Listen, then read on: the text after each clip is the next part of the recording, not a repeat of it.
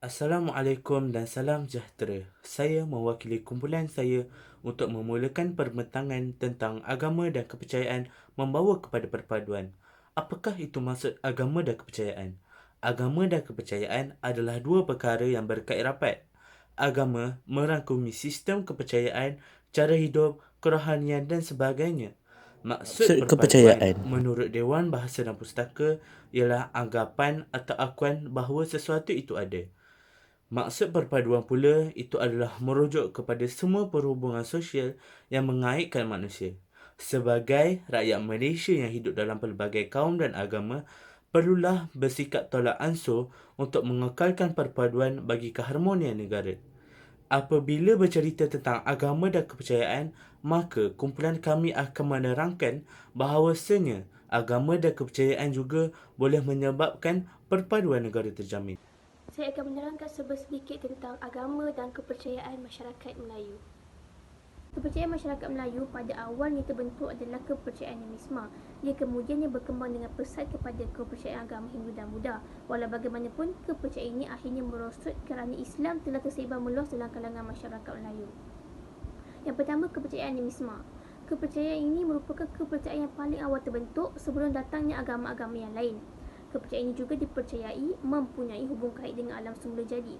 Mereka percaya bahawa semua benda di bumi ini mempunyai roh atau semangat yang mempengaruhi kehidupan manusia sama ada yang baik ataupun buruk.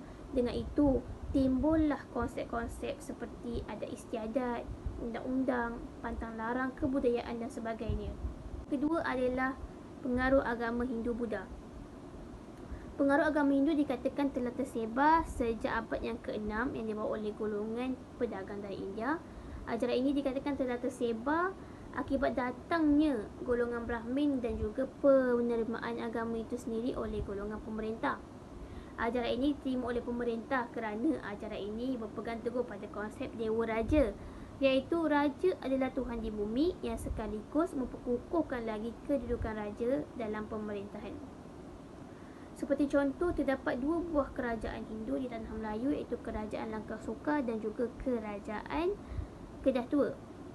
Selain itu, terdapat juga penyembahan Dewa Vishnu dan juga Dewa Siva, iaitu melalui pembinaan Candi Bukit Batu Pahat dan juga Candi Bukit Pendiat di Lembah Bujang, Kedah. Agama Buddha pula dikatakan telah tersebar dalam masyarakat Melayu dan juga mempunyai pertalian dengan agama Hindu. Ini kerana agama Buddha mengalami pengubahsuaian unsur-unsur agama Hindu. Jadi jelaslah bahawa pengaruh agama Hindu-Buddha ini membawa dan memberi kesan yang besar terutamanya terhadap masyarakat Melayu dari segi aspek pentadbiran, pemerintahan, bahasa, kesusasteraan dan juga keagamaan. Yang ketiga adalah pengaruh agama Islam. Kedatangan agama Islam pada abad yang ke-7 telah menghakis sebahagian amalan dan kepercayaan agama Hindu-Buddha yang telah lama bertapak di tanah Melayu. Ajaran ini telah dibawa oleh golongan pedagang dan juga golongan pendakwah Islam dari Asia Barat. Ajaran Islam ini berteraskan kepada dua aspek penting, iaitu aspek akidah dan juga aspek syariah. Aspek akidah merujuk kepada kepercayaan seluruh jiwa raga terhadap keesaan Allah Subhanahu Wa Taala, manakala aspek syariah pula ialah perundangan atau hukum yang berlandaskan Al-Quran dan Sunnah. Kedatangan agama Islam ini telah memberikan impak positif dan impak yang besar dalam kehidupan masyarakat Melayu, terutamanya dari aspek perundangan, politik, pentadbiran dan juga kebudayaan masyarakat Melayu. Saya akan sambung kepada agama dan kepercayaan orang Cina. Sebagaimana yang kita tahu, orang Cina merupakan kaum kedua terbesar di Malaysia selepas orang Islam, orang Melayu. Jadi orang Cina ini mereka tiada agama yang khusus kepada mereka sebab agama yang dibawa turun oleh nenek moyang mereka merupakan agama yang kepada lisan dan penulisan sahaja. Jadi kebanyakan daripada mereka tidak mempunyai agama yang khusus sebab dari mana datangnya agama Buddha ialah selepas berlakunya pertembungan antara orang India dan Cina. Jadi agama yang dibawa oleh orang India dibawa masuk ke Cina. Jadi sesetengah daripada orang Cina itu menganuti agama Buddha. Bagi kepercayaan orang Cina pula, mereka ada mempunyai pelbagai kepercayaan dibawa oleh turun-temurun, tapi satu yang saya perolehi adalah mereka percaya kepada yin dan yang.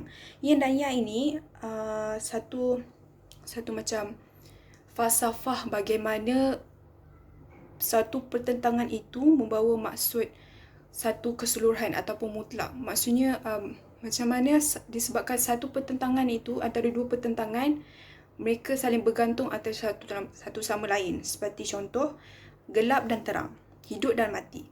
Walaupun dua perkara itu merupakan perkara yang saling bertentangan antara satu sama lain, tetapi mereka melengkapi satu sama lain. Maksudnya apabila kita hidup, kita pasti akan mati. Itu dia akan melengkapi kehidupan seorang manusia. Terima kasih. Baiklah, kita beralih kepada kesan-kesan antara kaum kepada kesejahteraan negara Malaysia ialah dapat melindungi negara daripada ancaman kuasa luar. Negara yang mempunyai masyarakat yang bekerjasama antara satu sama lain dapat melemahkan gerakan kuasa luar yang ingin menakluk negara kerana kunci rahsia negara itu tersendiri dikawal ketat oleh sikap masyarakat yang saling bekerjasama dalam menjamin kedaulatan negara. Selain itu, perpaduan yang utuh dalam kalangan rakyat juga dapat diwujudkan. Perpaduan rakyat amat penting demi menjamin keamanan dan kesejahteraan negara. Masyarakat yang bersatu padu akan melahirkan sebuah negara yang aman dan tiada masalah pertelingkahan antara kaum berlaku. Seterusnya, negara Malaysia juga akan dihormati dan disegani oleh negara asing kerana kekal aman meskipun terdapat masyarakat yang berbilang kaum. Kuasa luar juga yang berminat untuk menakluk ataupun menguasai negara akan membatalkan niat mereka kerana takut dengan semangat rakyatnya dalam mengekalkan keamanan. Kata seorang menteri di Jabatan Perdana Menteri iaitu Warta Morty, sejarah telah mengajar kita bahawa mana-mana negara yang gagal menguruskan ketegangan antara penganut agamanya akan menyaksikan rakyatnya sengsara akibat konflik yang berlaku yang tidak menguntungkan sesiapa. Dan tegas beliau bahawasanya kita tidak boleh membiarkan keadaan itu berlaku di Malaysia. Walaupun masyarakat kita pada hari ini tidak menganut agama yang sama, tetapi kita berkongsi negara yang sama, menggunakan jalan raya yang sama dan pergi ke restoran yang sama. Oleh sebab itu, perbezaan agama perlu dihargai demi membina sebuah negara yang lebih hebat pada masa yang akan datang.